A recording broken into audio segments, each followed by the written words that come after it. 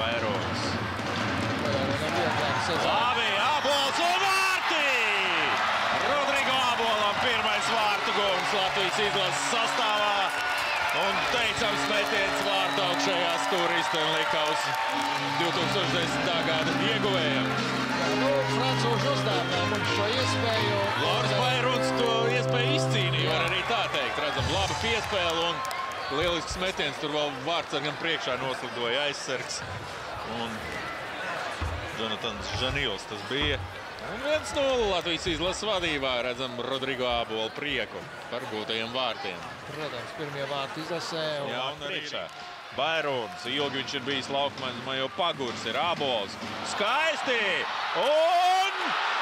Nu, viss izdarīja Rodrigo Ābols, bet... Jā, tagad Rodrigo būtu iemetis.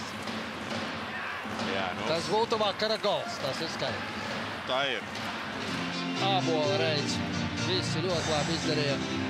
Rodrigo, diemžēl, neizdevās iemest. Rodrigo savos ekrānos, tūmplānā. Jā, nu, protams.